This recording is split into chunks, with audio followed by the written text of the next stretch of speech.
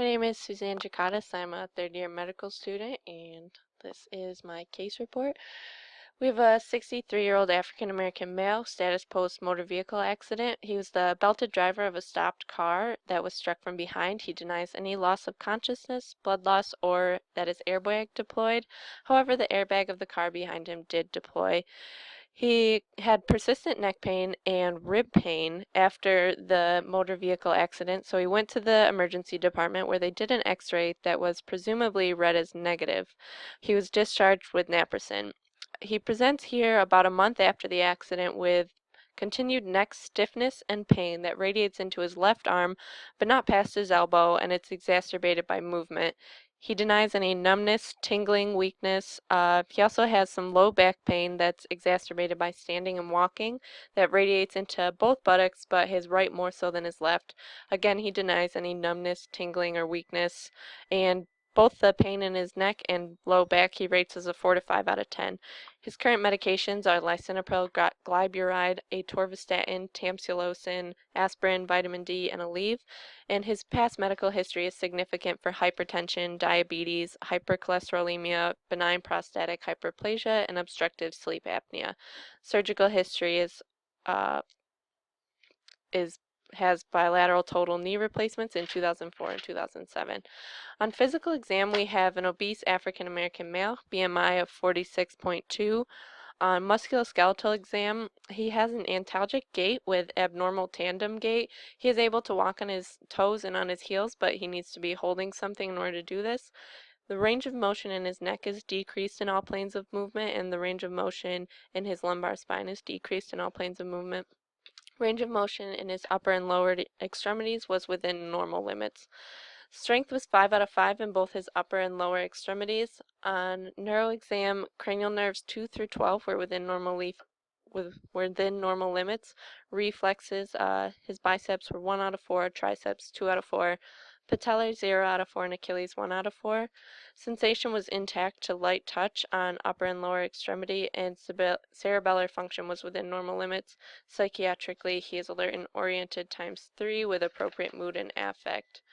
Moving on to his imaging now, we got MRI of the cervical and lumbar spine. So starting with the cervical spine, first of all, there's a significant amount of motion on this imaging that makes anatomical detail really hard to appreciate. Looking at his cervical spine, there's loss of the normal cervical curvature.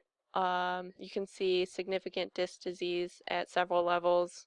Looking at C2, C3 now, you can see a mild disc bulge with some mild right foraminal narrowing over here.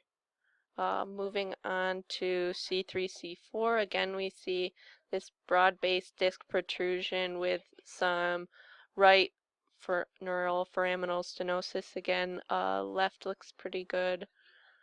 C4, C5, there's again a broad-based disc bulge, more centrally located. No real effacement of either foraminal left or right. At C5, C6, there's again a posterior disc bulge that appears to have some contact with the spinal cord. We have some central canal stenosis and a little bit of mild right foraminal narrowing. At C6, C7, we have a left paracentral disc bulge over here that's causing some left foraminal stenosis. And at C7, T1, we have a right paracentral disc bulge causing too much right foraminal stenosis. And then moving on to the lumbar spine and lower thoracic. So here at T11, T12 level, well again, overall looking at the overall look of the lumbar spine, we have loss of the normal lumbar lordosis. You can see extensive disc disease at multiple levels. Now starting at T11, T12, we see a left paracentral disc bulge over here and causing some left foraminal narrowing. Going on to T12L1 level, again we have we have a diffuse posterior disc bulge, but it's not really affecting either foraminal opening. Now to the L1, L2 level. Mostly this level, we just see a little bit of maybe ventral osteophytes here. Otherwise, both foramen appear patent, no central canal stenosis. At the L2, L3 level, we have posterior disc bulge, left paracentral, causing some left foraminal narrowing, mild right foraminal narrowing as well. We have bilateral facet hypertrophy, or facet arthropathy, that's also contributing to the foraminal narrowing. At the L3, L4 level, again we see some osteophytes coming off the posterior aspect of the vertebrae. We have a left paracentral disc bulge as well as a broad-based disc herniation. You see bilateral facet joint hypertrophy and ligamentum flavum hypertrophy resulting in bilateral severe foraminal stenosis that causes impingement of both L3 nerve roots. At the L4, L5 level, again, we see some osteophytes coming off the vertebral bodies here. We have a broad-based disc herniation, bilateral facet hypertrophy, and ligamentum flavum hypertrophy. And again, this is causing severe foraminal stenosis that results in bilateral L4 nerve root impingement. At the L5S1 level, we have a broad-based disc herniation. Again, you see osteophytes coming off the vertebral bodies, facet arthropathy, ligamentum flavum hypertrophy, and this again results in severe neuroforaminal stenosis and impingement of both L5 nerve roots. So after having this MRI study, we ordered nerve conduction studies and EMG studies. The results of those, for the upper extremities, it showed bilateral sensory and motor peripheral polyneuropathy that possibly could be due to his diabetes, and there was no evidence of radiculopathy, myopathy, or brachial plexopathy. In terms of the lower extremities, it showed bilateral L3, L4, and L5 radiculopathies, which is consistent with the imaging that we just went over. It also showed severe bilateral sensory and motor peripheral polyneuropathy, which again could be due to his diabetes. In terms of a differential diagnosis, we're thinking about lumbar radiculopathy, lumbar disc herniation, degenerative disc disease, cervical disc herniation, cervical strain or sprain, possible compression fracture, osteoarthritis, or neoplasm. And our final diagnosis, lumbar radiculopathy, degenerative disc disease, and cervical and lumbar spine, and cervical strain sprain. In terms of follow-up, this patient has been treated conservatively with chiropractic care 2 to 3 times per week, which the patient has found helpful, but he does note that if he misses a session that he'll have some increase in pain. He continues to have persistent neck stiffness and pain, and lumbar pain that radiates still into his buttocks, and some thoracic stiffness as well.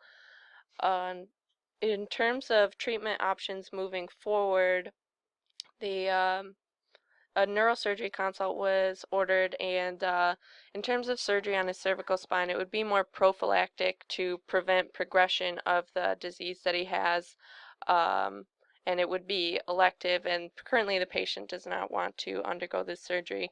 In terms of the lumbar spine, the neurosurgeon initially thought that he was a candidate for fusion. However, after seeing the EMG and nerve conduction studies, he's no longer a candidate for surgery, and if the pain got severe enough or began to involve bowel or bladder function, he suggested possible spinal stimulation.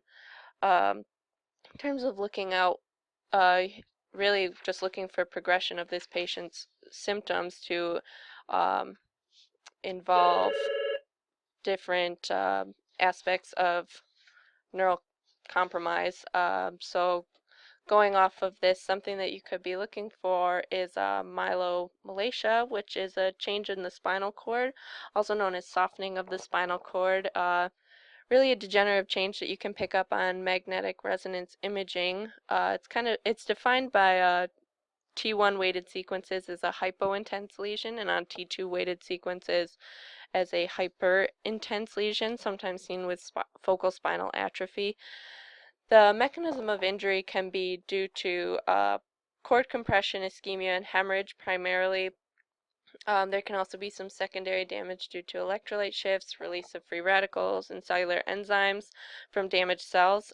This chemical injury can lead to ascension and descension of this damage up and down the spinal cord as the subdural space is continuous.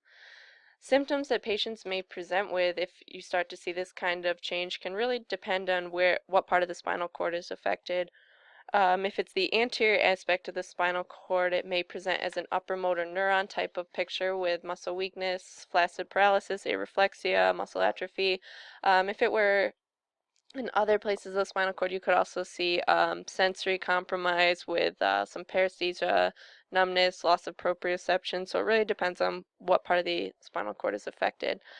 Histopathology is characterized by microcysts, reactive astrocytosis, and thickening of the pia and arachnoid. Grossly, you can see some fibrous adhesions of the dura and atrophy of the spinal cord.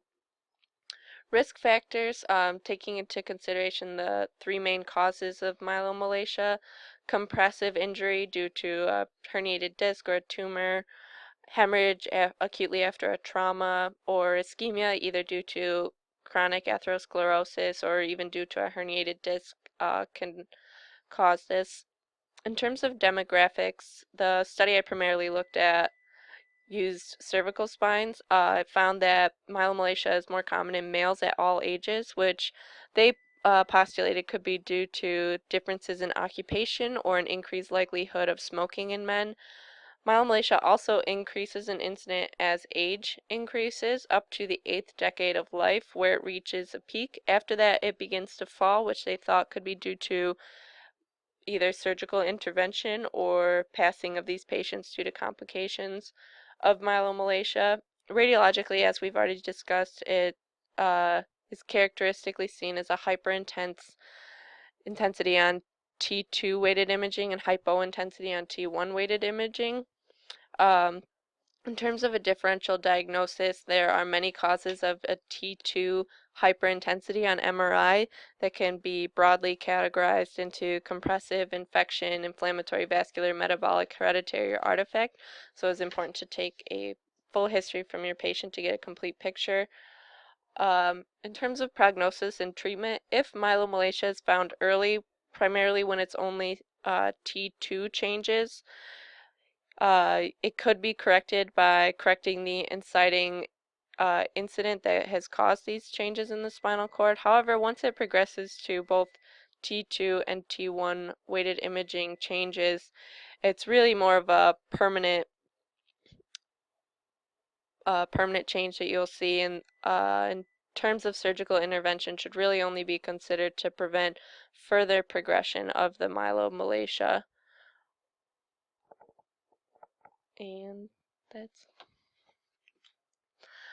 I've also found some studies that talked about the use of these myelomalacial changes radiographically as a terms of prognosis with surgery. So going off of that, again, like I said, the combination of a hyperintensity T2 weighted image lesion and a hypo-intensity on T1 weighted image, it's considered to be a poor predictor of surgical outcome, and therefore a lot of times when this is found, it's not they're considered to be poor surgical candidates. When it's just the T2 weighted image findings, the hyperintensity, these patients tend to do better with surgery, and they see improvements of their symptoms following surgical intervention.